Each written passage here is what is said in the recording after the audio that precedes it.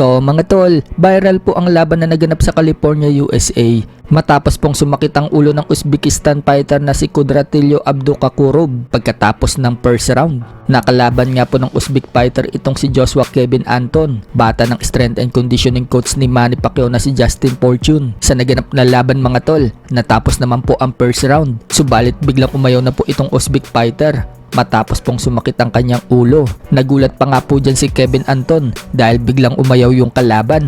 Makikita din mga tol na hinihilot pa ang ulo nitong Uzbek fighter. Sa replay, pagkatapos ng first round, napahawak pala sa ulo itong Uzbek fighter. Talaga palang may iniinda siya. So dahil sa pag-ayaw niya, nanalo po itong si Kevin Anton via technical knockout sa round 1 at nasungkit po niya ang WBC Continental America Super Welterweight title. Pagbaba nga po ng ring ng Uzbek fighter, nabu pa siya ng mga tao dahil siguro sa pag-quit niya. Pero may mga nagsasabi mga tol na delikado daw yon dahil sumakit daw ang ulo ng boxer.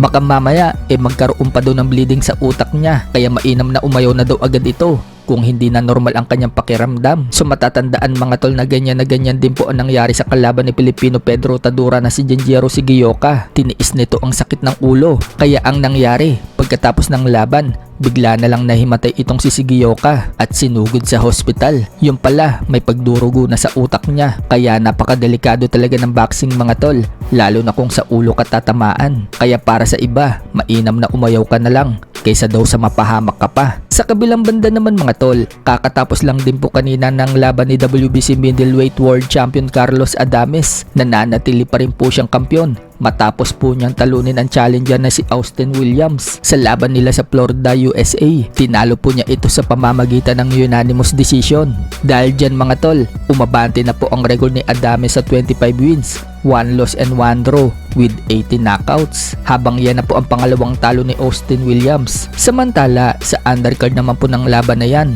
nagpakitang gilas na naman po ang Australian heavyweight boxer na si Trimuwana matapos po nitong patulugin sa loob ng first round ang Amerikanong si Curtis Harper. Bulagta nga po yan nang tamaan ng solid na kanan. Dahil sa panalo ni Trimuwana, nananatili pa rin po siyang walang talo. Umabante na po ang record niya sa 10-0 at lahat po ng tinalo niya knockout ang sinapit, kaya nananatili pa rin pong 100% knockout ratio yung kanyang record. Sa ibang balita naman mga tol, former 3 Division World Champion General Casimero taimtim na nanalangin at pinapaubaya niya sa Panginoon ang kanyang laban na magaganap na sa April 18 kontra kay Luis Nery. Sa imahe nga po na shinare ni Casimero, may quote dyan at ito yung pagkakasabi: "Kung ano yung will mo Lord, dun ako.